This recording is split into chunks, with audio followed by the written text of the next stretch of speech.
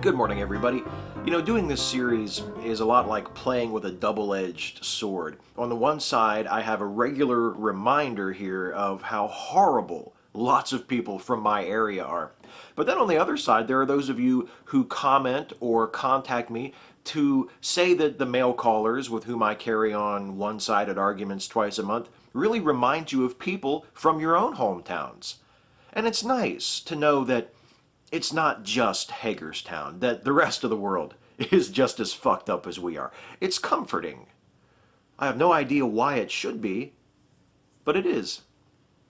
The following calls are taken from editions of Mail Call printed in the Herald Mail from July 22nd to August 2nd, 2013, which can be read online in their entirety at www.herald-mail.com. First up from Hagerstown.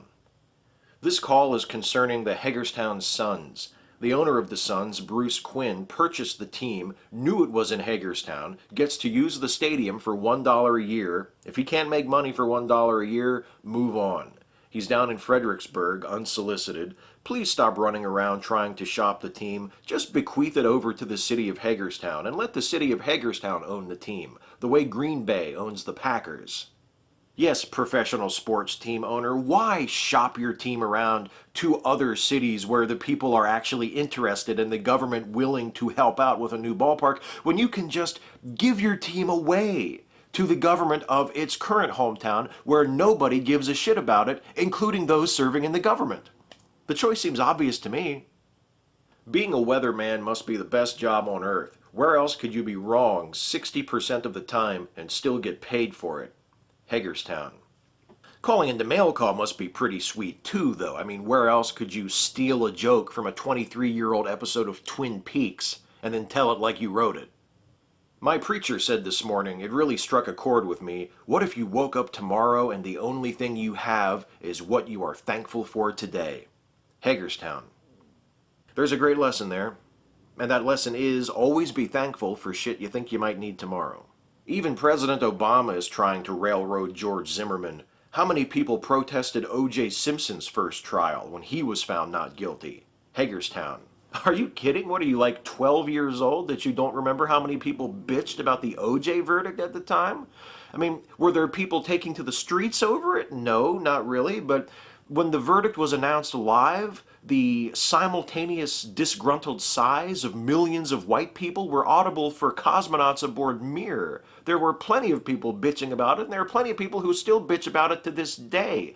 To suggest somehow that the outrage that people feel about the Zimmerman verdict is inappropriate because, you know, they weren't that upset back then in the 90s when they acquitted that black guy for killing his white wife is just ridiculous. It's absolutely specious. Plenty of people did care back then, and plenty of people still care to this day, and not always for very noble reasons. In fact, for a lot of the same reasons that people are so quick to defend Zimmerman and denounce the unarmed young man he shot to death, it seems to me.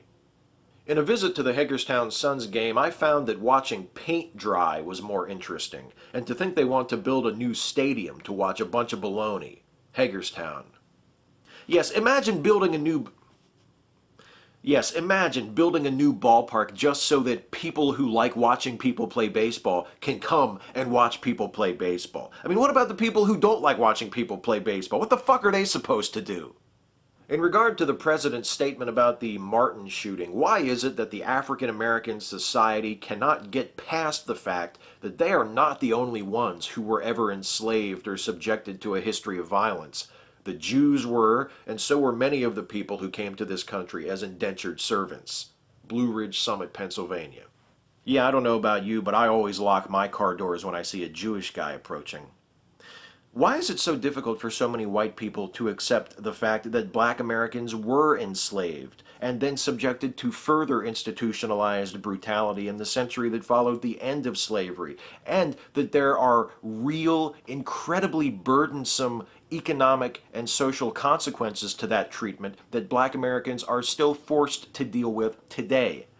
Why is it so difficult for so many white Americans to accept that, generally speaking, people who look like me have an easier time than people who look like Trayvon Martin? Or maybe a better question would be, why is it so easy for so many of us to accept that. On the Trayvon Martin Zimmerman case, I want to know one thing. Everybody's saying Trayvon is such an angel. If he's such an angel, why was he caught for smoking marijuana? And why was he suspended from school? And on the Wendy Williams show, she said that her son's 12 and he wears baggy pants and a hoodie. If baggy pants and a hoodie is a thing that's causing a problem, why don't you parents, especially a 12-year-old kid, be parents and tell them no, they can't wear them? Smoking marijuana and he's caught and he was suspended from school. And I'm an 80-year-old woman who's never been prejudiced. Hagerstown. You know, not being prejudiced is a lot like being tough, I think. None of the legitimate badasses I've ever known have ever had to tell anyone how tough they are. If you're constantly declaring how tough you are to others, tough is probably the last thing you are. Real tough people aren't insecure about their toughness. In fact, it probably doesn't even cross their minds most of the time. So whenever you find yourself declaring something like, I've never been prejudiced, you should probably stop and think about why you felt the need to reassure people, rather than just letting your words and your actions speak for themselves. Why is it that the carnivals have not had any good entertainment like years ago, and the carnivals would be packed with people everywhere? Now there's not a crowd at the carnivals, nor good entertainment. Even if they could just do a karaoke contest, would be better than some of the music they have now. Can't understand when there's a lot of people that participate if the entertainment is good. Hagerstown. Damn right, back in my day, these carnivals had real quality entertainment, like oldies tribute bands, or the children or siblings of country music legends. Not like today, when they've got these... Well, actually, it's mostly the same acts that were playing back when I was little. It's just that now they're a lot older and they can't play as well. Yeah, karaoke would be an improvement. Of course, it probably would have been an improvement back in the day, too. Herald Mail, you yourself in your editorial today on A4, which is on July 24th, say the media should use restraint. You should use restraint in such editorials because you were not juror numbers 7, 8, 9, 10, 11, 12, or 13, nor was I. But I did watch the trial, and I did find out who probably hit first, who probably laid in waiting for 4 minutes, who probably struck ahead of someone.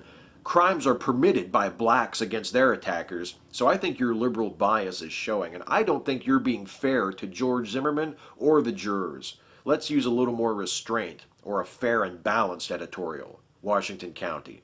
I agree. I, for one, am sick and tired of black people getting away with violent crimes. You know, when are we going to correct our justice system's well-documented pro-black bias and finally start sending some young black men to prison in this country? And finally, from Hagerstown, our family had a reunion last week, and we were all sitting around wondering what was the date of the last Hagerstown fair. I said the last one was in the 70s, but someone else said the 80s. Could anyone out there tell me what year was the last Hagerstown fair?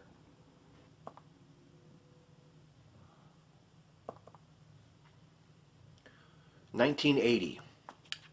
There you go. Next time you have a family reunion, save yourself some time and trouble by directing all such questions straight to the great-grandkids, okay? Thanks for watching.